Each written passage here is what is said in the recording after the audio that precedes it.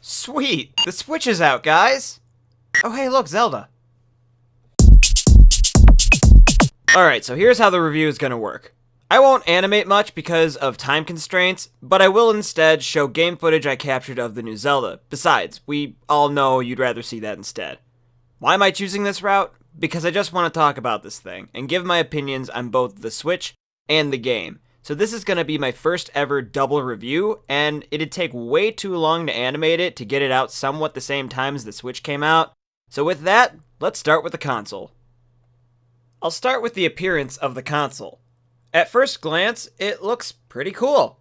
I set mine on top of my PS4, so it looks like a little companion system to it, and blends in well with my overall setup. That's not to say that it couldn't have been improved upon, though, because the top of the console juts out, and it looks strange to me that they'd go this route.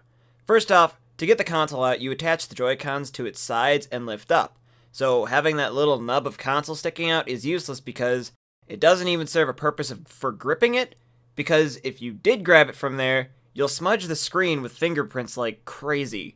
I think this thing would look cooler as a perfect cube or square, but that's nitpicky.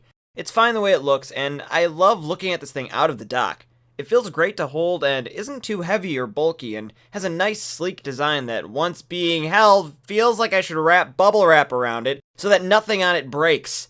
Seeing as I'm too afraid to take my Switch out places for fear of it breaking or getting scratched, I don't get to see it out of the dock too often. But when I did, it looks really cool. Charging it out of dock sucks though. The charging port is on the bottom of the system, which makes it really annoying to sit at a desk and play. You're like daisy chained to the stupid power supply. It really sucks because the cord isn't all that long, so there's another downside. The AC adapter's cord is too damn short. An extra foot or two would have been really appreciated. It's the same with the PS4 cords. They're too short. Why is this such an issue? Why can't we just make the power cords longer so that the people don't have to have these issues for setup? Whatever. As for looks, the console looks pretty good. Very presentable and keeps a nice low profile in any room or setup, so that shouldn't be an issue for anyone. The Joy-Cons also look cool. They feel great to hold, and even the user interface is nice and easy to use and very accessible. It takes like no time at all to boot up mid-game, unlike the Wii U. Good job, Nintendo. This is a pretty solid console you got here, especially since you added the share function, which lets us post pictures to Facebook and Twitter. Speaking of, you guys should totally go check out the Tycade pages on Facebook and Twitter. I post everything to those. Now, for the problems that the system does have. Besides the power cord that's too short, another problem is that my left Joy-Con keeps bugging out. It sucks when I'm playing Zelda and I accidentally walk off a cliff or mountainside because the Joy-Con decides it's in control. So it's been the cause of some unwanted and very unneeded frustration. Another issue I've heard is that the system dock apparently likes to scratch the screen of the tablet, so I've decided to never take the tablet out of the dock till they fix the issue with a screen cover or a soft dock buffer of some sort. One final note is, do not leave your system in sleep mode for too long while the game is running. This happened to me because I must not have powered the thing down all the way while playing Zelda, and when I turned it on the next day, the console started screeching at me. This luckily was fixed by me resetting the console, but apparently a lot of people are also having the crying Switch problem, and there are reports of these things coming unboxed and screaming, like it's ready to scream at you the minute you turn it on. With those complaints out of the way, I give you the verdict of the console itself.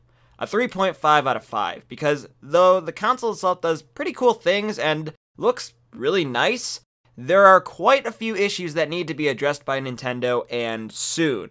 Because I really don't want to scratch my system up or have it break or something because your system dock is faulty, or something is up with a sound chip, or whatever. Mine is just sort of sitting at home all the time because I'm too afraid of it getting scratched or broken when I take it out.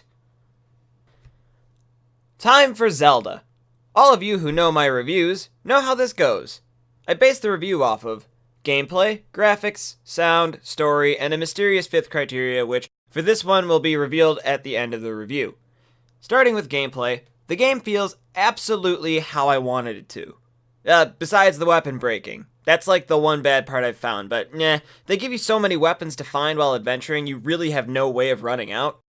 Other than that, the game, took all the best parts of Dark Souls combat and made it snappier and easier to use, which I love, and they give you multiple ways of defeating each enemy, which keeps things nice and fresh. You don't have to, like, stick with your weapons or bow and arrow. You can actually use things around you, like boulders and stuff, to kill the enemies. So even if you don't have a weapon because they all broke, you have a way of fighting. They give you infinite bombs, for God's sake. The boss fights are awesome because it's like Bloodborne with a little Zelda mixed into it, and the monster bosses are really difficult, but totally worth the trouble. It's friggin' awesome. The game took all the wonderful things in open worlds we loved from games like Xenoblade and Elder Scrolls and buffed them up with this feeling of walking out into a fresh new world of nature and technology, making sweet, sweet love, and created this magnificent, perfect baby known as Hyrule. Adventuring in it feels so right! Whether that be on horseback, climbing mountains, gliding, shield surfing, or even just walking and running from place to place, it all feels like it works together to make the gameplay an astounding new experience. I give the gameplay a full pass. Just like the gameplay, the game's graphics are unbelievably stunning. This game looks fantastic and works well to accentuate the gameplay and sounds. Just walking outside of any village makes you feel like you're on an adventure in an unknown world, and it keeps you exploring, making you want to see more of the game and what it has to offer. The land of Hyrule has never looked better, and I can't wait to continue adventuring it even after beating the game. No two playthroughs are the same. There will always be some nook or cranny that you didn't know existed, and each section looks more stunning than the last. Graphics for this game get a full pass, which I can say the same thing for the sound. The music works perfectly for each new area you discover, and even help describe what the land of Hyrule is like, and helps bring more life to the game as a whole. Each track perfectly representing the thoughts and emotions put into the battles, characters, and townships, and it makes the whole Breath of the Wild experience all the more worthwhile. If you can't get the game yet, give the soundtrack a listen in the meantime. You won't be disappointed. Another major part of any Zelda title is its story and characters, which Breath of the Wild doesn't cease to amaze me with, because the story is so good and well thought out that it'll keep you playing not just to get to the main storyline of the game, but also to find all of Link's hidden memories that Zelda has left behind as pictures in the Sheikah Slate. To help move this great story along are amazing, fantastical characters who help Link along the way in defeating Ganon. I gotta say, this game is shaping up to be my favorite Zelda game because of how much thought and care went into the crafting of the story alone, and how well it works with such a vast open world. It doesn't get eaten up by all the adventuring and fighting, so it stays fresh in your head. Story for sure gets a pass. As for the fifth and final criteria, I'm choosing the land of Hyrule itself. As an open world game, this Hyrule needs to be fantastic, and Nintendo, you did it. You made one of the best open worlds a person could ask for.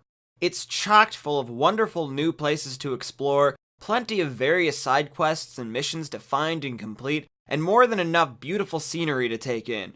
It's almost as if Hyrule itself is alive and brimming with a new life that previous titles in the series just couldn't capture, and it keeps things interesting by letting you explore it however you wish. It doesn't force you to do anything. You can just play it as you see fit. And it's amazing! For the final verdict of Legend of Zelda Breath of the Wild, I give it a perfect score of 5 out of 5. With its bewitching soundtrack, enticing scenery, wondrous characters, epic gameplay, and beautiful story, I am pleased to say that this game is perfect. This game is exactly what the series needed, and I feel like we have a beautiful start to a new beginning for Nintendo because of it. With that, I'll see you all next time. Thanks for watching, everybody. I really enjoyed doing this video because I got to play Zelda a lot. It was great. I even beat the game when making the video for this, so thanks again for watching. You know what else you should do? You should go read my webcomic that I started called Hunters the Dark Arrivals. You can read it on Tapastic and B Comics. It is so fun to draw. Anyway, bye!